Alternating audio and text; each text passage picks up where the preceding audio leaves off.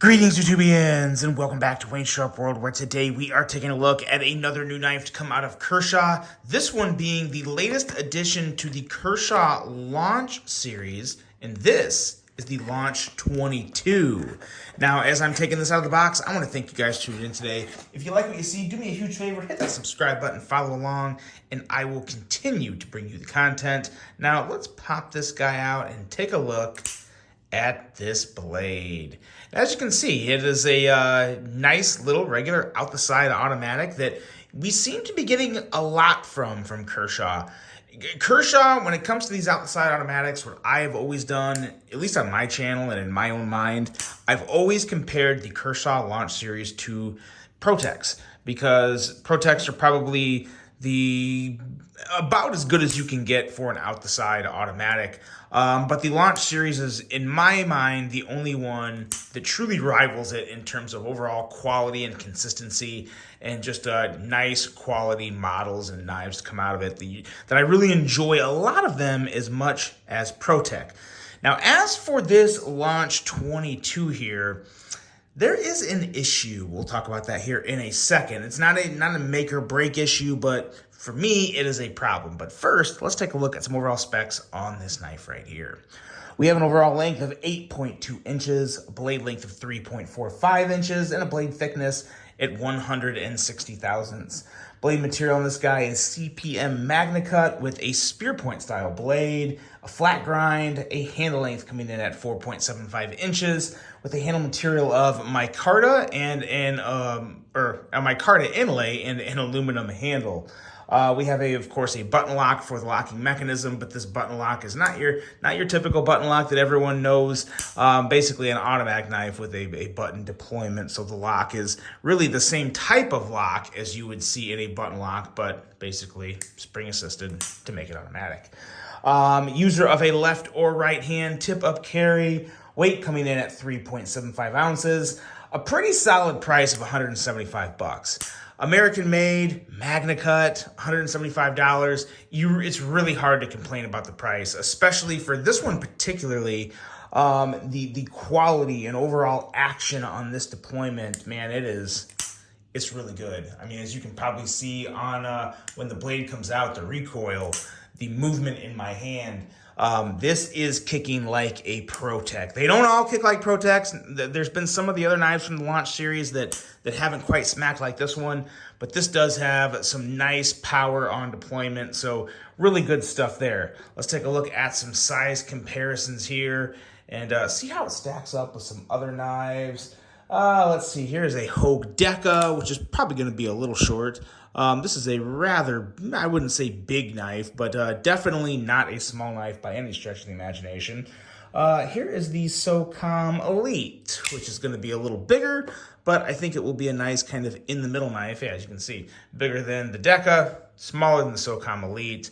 What else do we have out here to throw on the table real quick? Here's a good one. Here's the Civivi Element, or the Civivi Conspirator.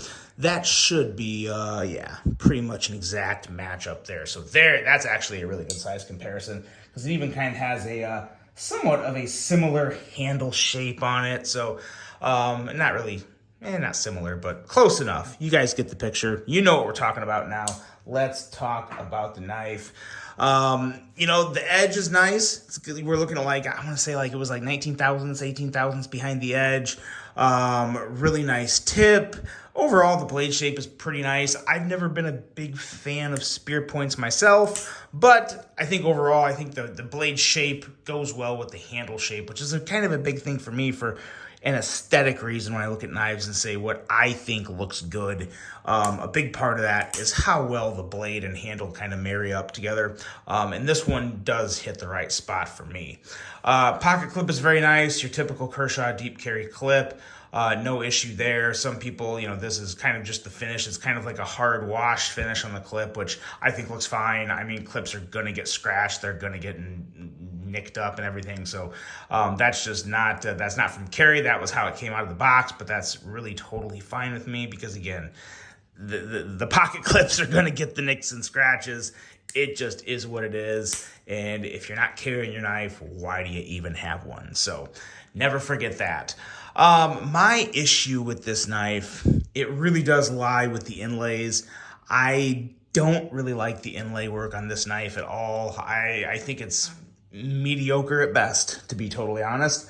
I really wish they would have just used like a G10 inlay. On one of the previous, it was either the Launch 20 or the Launch 21. They put just an inlay kind of like this shape, but they used just some textured G10, and it was so much better. This just doesn't really look good to me. The micarta's a little dried out. I put some mineral oil on it, and it actually darkened it up a lot. This is a lot drier than it looked. It actually looked pretty bad out of the box. So just so you guys know, this did look worse out of the box. I kind of made it look better by putting some of that mineral oil on it, which everyone can do. So I figured, it doesn't hurt to do that. If you look at the link, I have this knife linked below to Blade HQ. Even the pictures on Blade HQ's website kind of show just how dry the micarta is. So just not a really good looking micarta. I think this would have looked so much better if they just used the textured G10. Probably would have even been a little cheaper, I'm willing to bet. I don't know that for a fact. I'm kind of guessing there. But yeah, overall, the inlay work here is just not great. It's one that really kind of just blends into the crowd with me. I don't get too excited about it, but it does have the good action, does have some solid ergos. I have no issues with the ergos on the knife. Of course, nice blade with the Magna Cut. So yeah, there's some things to love and some things to not love about it. But at the end of the day, it is the newest addition to the Kershaw launch lineup. That is the Launch 22. I'm not saying don't buy it. I just personally, my opinion, I think there's better launch models out there. That's kind of my big takeaway from this knife here.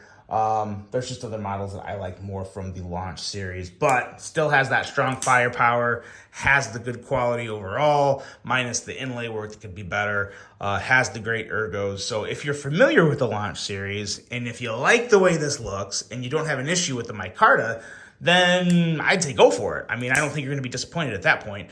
But yeah, in terms of my favorite Kershaw launch models, this one doesn't compare with a handful of other ones for me, but that is the Launch 22. Let me know what you guys think of this. This is still this is a very strong year Kershaw has going for them. They have had some incredible models come out. For this one to kind of be mediocre for me, kind of says just how much noise they're making in the community. They're making some really, really nice pieces this year. Looking forward to seeing what ZT has coming up next. And of course, the next addition to the Launch series, whenever that is. Some really good stuff from Kershaw, guys. Let me know what you think of the Kershaw Launch 22. Really hope you enjoyed this review. Hope you have a great rest of your day. And until the next one, I'm out.